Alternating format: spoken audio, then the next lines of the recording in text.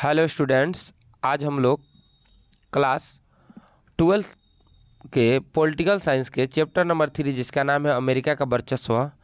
आप लोगों ने पढ़ा होगा कि शीत युद्ध हुआ था अमेरिका और सोवियत संघ में, और अंततोगति सोवियत संघ का विघटन हो गया था 15 टुकड़ों में, जिससे वो कमज़ोर पड़ गया और अमेरिका पूरी दुनिया में पावरफुल कंट्री के रूप में सामने आ गया। ठीक है, तो वो जब सामने आया तो उसी पार्ट में वो अमेरिका द्वारा क्या क्या किया गया, वहाँ पर कैसे हमला हुआ, अमेरिका में हमला भी हुआ था, तो इस सारी कहानी को इसमें पढ़ना था। तो आप लोगों ने क्लास में पढ़ा होगा और पढ़ाया भी गया है क्लास में। चलिए देखते हैं पहला ऑब्जेक्टिव क्या है।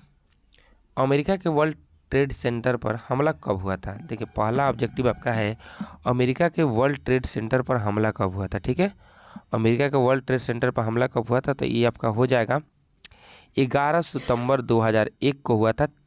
विमानों को क्या कर लिया गया, हाईजेक करके 3000 लगभग लोगों को मार दिया गया, जान चला गया इस आतंकवादी हमला में। ठीक है, दूसरा क्वेश्चन की तरफ बढ़ते हैं। दूसरा क्वेश्चन देखिए क्या कह रहा है। बराक ओबामा किस देश के राष्ट्रपति थे। तो बराक ओबामा जो थे ये राष्ट्रपति थे अमेरिका के। ऑप्शन नंबर ए आपका करेक्ट आंसर हो जाएगा। नेक्स्ट क्वेश्चन की तरफ बढ़ते हैं। कह रहा है कि इराक द्वारा कुवैत पर कब आक्रमण मतलब कब्जा किया गया था। तो हो जाएगा 1990 में हो जाएगा। ऑप्शन नंबर बी आपका करेक्ट आंसर हो जाएगा। चलिए नेक्स्ट क्वेश्चन की तरफ बढ़ते हैं।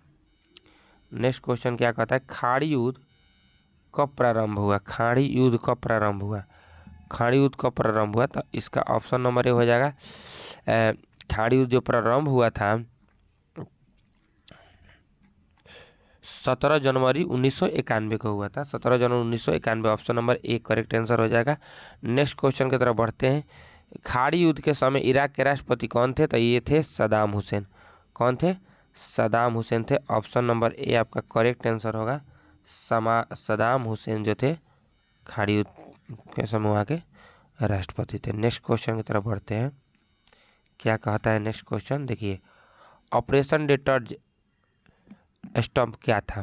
देखिए ऑपरेशन डेटर्ज स्टंप क्या था, तो देखिए ये संयुक्त राष्ट्र संघ के द्वारा इराक पर सैन्य कार्रवाई की अनुमति थी। मतलब कि जब हमला हुआ था कहाँ पे, अमेरिका में, तो संयुक्त राष्ट्र सॉरी जब वो इराक कब्जा कर लिया था कुवैत पर, तो सोवियत संघ उसको बोला कि भाई हटा दो अपनी सेना यहाँ से, इस स्थान को छोड़ दो, इराक को बोला।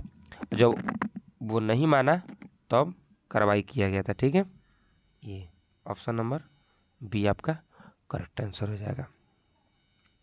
नेक्स्ट क्वेश्चन, खाड़ी युद्ध कब समाप्त हुआ। खाड़ी युद्ध कब समाप्त हुआ, तो इसका हो जाएगा खाड़ी युद्ध कब समाप्त हुआ, तो ये हो जाएगा आपका ऑप्शन नंबर ए दिया है 27 फरवरी 1991। दूसरा है 29 जनवरी 1992।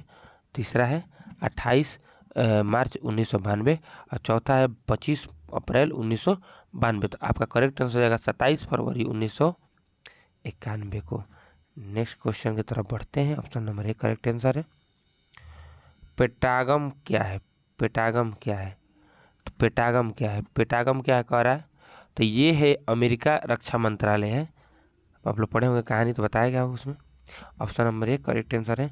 नेक्स्ट क्वेश्चन की तरफ बढ़ते हैं। नीली जींस की संस्कृति किस देश की संस्कृति थी। नीली जींस की संस्कृति किस देश की संस्कृति थी, तो यह संयुक्त राज्य अमेरिका के द्वारा की संस्कृति थी। चलिए नेक्स्ट क्वेश्चन की तरफ बढ़ते हैं।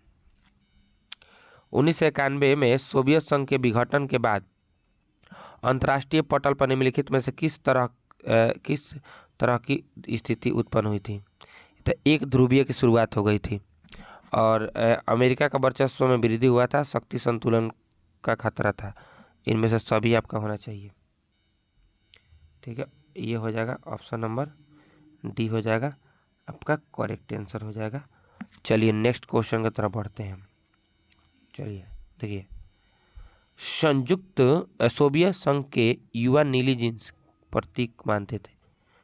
तो ये आज़ादी की प्रतीक मानते थे। किसकी प्रतीक मानते थे, आज़ादी की। ठीक है, नेक्स्ट क्वेश्चन की तरफ बढ़ते हैं। परमाणु अप्रसार संधि पर हस्ताक्षर क्यों नहीं करता? भारत परमाणु अप्रसार संधि पर हस्ताक्षर क्यों नहीं करता है? तो देखिए, परमाणु अप्रसार संधि लगाया गया था कि जिन देशों के पास परमाणु बम है वो तो ठीक है, लेकिन जिन देशों के पास परमाणु बम उस समय नहीं था तो कहा गया कि अब कोई किसी को नहीं बनाना है क्योंकि ये खतरनाक बम है, इससे जीवों की हानि होती है। लेकिन भारत नहीं माना, भारत परमाणु अप्रसार संधि पर हस्ताक्षर नहीं किया क्योंकि सोचता था कि जिसके पास परमाणु बम है बाद में हम लोगों को क्या दिखा सकते हैं, हम लोग कमज़ोर दिखा सकते हैं कि हम लोग कमज़ोर है, ये है वो सोचने लगा भारत। उस समय इंदिरा गांधी प्रधानमंत्री थी, ठीक है। तो देखिए, जो परमाणु बम बना था तो इंदिरा गांधी के शासनकाल में ही बना था, ठीक है। आपका इसमें ऑप्शन नंबर बी हो जाएगा, वह इसे भेदभावपूर्ण मानता है, ठीक है, इसलिए, ठीक है।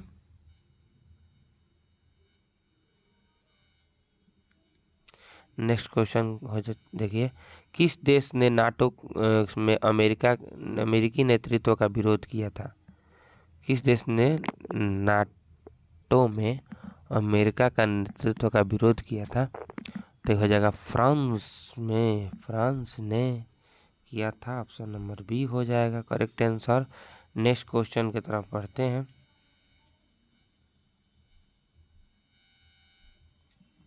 अंतर्राष्ट्रीय पहल पर अमेरिका का वर्चस्व कब से माना जाता है? तो 1991 में सोवियत संघ विघटित हुआ, तभी से माना जाता है भाई।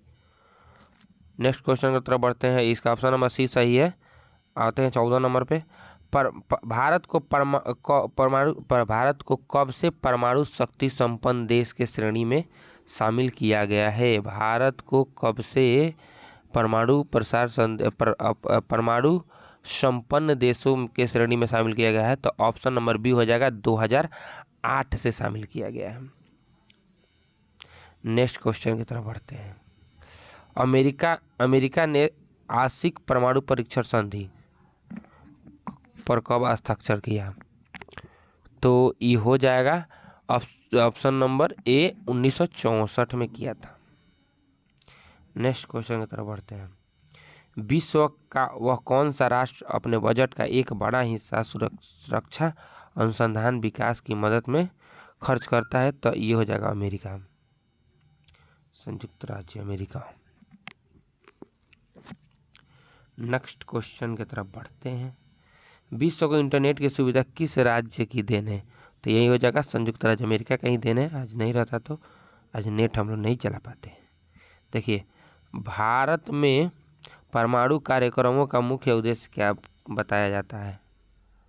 क्या बताया जाता है? तो बताया जाता है कि अपना ऊर्जा आवश्यकता को पूरा करना। Next question. अमेरिका राज्यों का संगठन OAS किस संधि से व्यवहारिक रूप से अस्तित्व में आया? तो ये हो जाएगा बी नंबर ऑप्शन, रियो संधि से। ऑप्शन नंबर बी आपका करेक्ट आंसर हो जाएगा। इस चैप्टर में 20 क्वेश्चन थे। चलिए नेक्स्ट चैप्टर को देखेंगे नेक्स्ट वीडियो में, ठीक है। इतना के लिए धन्यवाद।